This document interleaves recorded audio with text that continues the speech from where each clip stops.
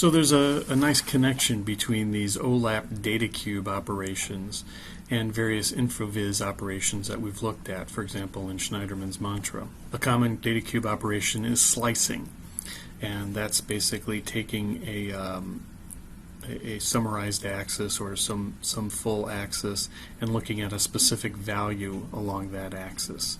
So for example, this could be the location axis, and this data cube represents all of your data across all the locations. You can pick a particular location and then start to look at just the data for that particular location. That's slicing. And we do that in InfoViz just by filtering value along that dimension.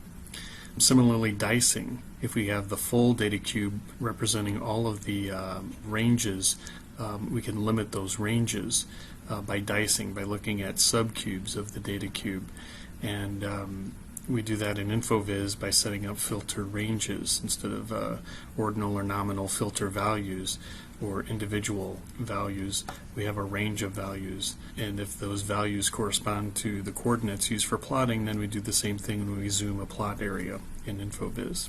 So slicing could reduce the dimension of the data cube. We can also aggregate to reduce the dimension of the data cube, and so if we sum along or find some other aggregation, measure an average across one of the dimensions, then that reduces the dimensionality of the data cube, makes it easier to see the value. That's a standard aggregation operation. And then there's also disaggregation. And when we aggregate the data in data cube terminology, we would call that a roll-up. We're rolling up all the values into average values or aggregate values here. If we do the opposite operation, that's called a drill down. We drill down into the details. So we're disaggregating. We're taking our average values here and expanding them out to the data.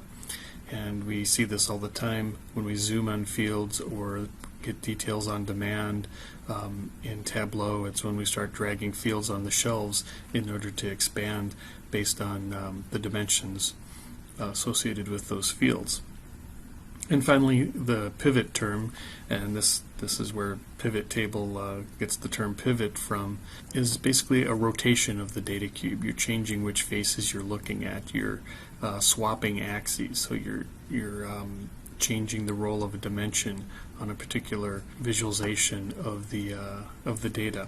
And we do that simply by field selection. In Tableau, we're just dragging fields around to see what we're looking at any given instance. So we can show, for example, how all of the data cube operations on a database, in this case the data cube of the World Bank indicators, how all of our data cube operations can be implemented using an information visualization tool, in this case Tableau. So I'm displaying here a plot of infant mortality over life expectancy, and infant mortality is measured over deaths per 1,000 children, and so you want a lower infant mortality. And this is the infant mortality rate and the life expectancy averaged over the dimensions of our data set. Basically time. Our data set is measured every year over 10 years, and then by country. It's been being averaged over every country in the world.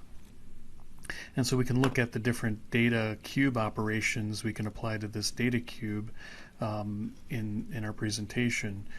For example, slicing. So if I take this data set and I expand it, disaggregate it by region, we'll assign region to color, I get the continents. Basically, I disaggregate by continent, and now we can see how each of the continents is doing. I can slice the data set by looking at basically one data point, and I can keep only that data point. That creates a filter operation in our information tool that's doing the slice operation. We've sliced by a continent, and that continent represents a collection of countries, and so that operation is actually also performed a dice operation, and by basically focusing on a range of items, a subcube. And so we can see what countries are represented by bringing over countries. And so if I disaggregate by country, Now these averages are basically over time, but each country represents an average over time of the infant mortality and life expectancy of the countries in Europe. And so I've diced our data set into just the European portion. And then we can roll these back up. If you want to do a roll up, we're going to simplify, we're going to aggregate again. And so, for example, I can get rid of the country and just look at the at Europe, and that's sort of a roll up of all that data into back into a summary view.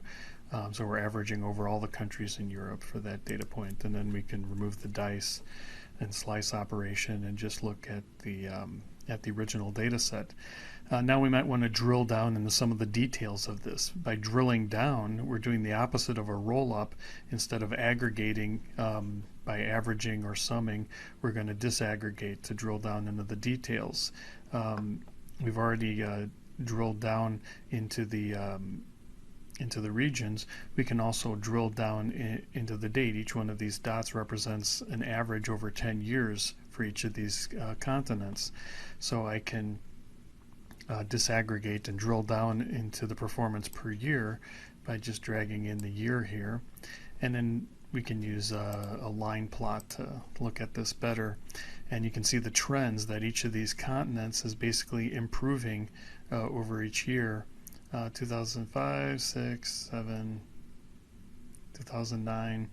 Each one of these continents is improving its life expectancy, increasing its life expectancy, decreasing its infant mortality. And so we can drill down even further by differentiating each of these continents by its individual countries. And we get a plot like this. And so we've drilled down into finer details for each country and each continent, and we can see how each individual country is performing as it tries to reduce its infant mortality and increase its life expectancy. And then finally, there's the pivot operation.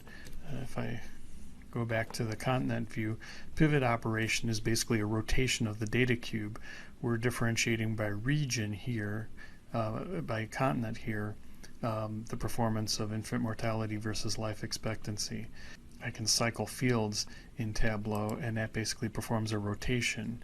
Now I'm coloring by year and then by region, so I've just cycled those fields, and we can continue to cycle the fields and see different views of our data based on different rotations of the data cube.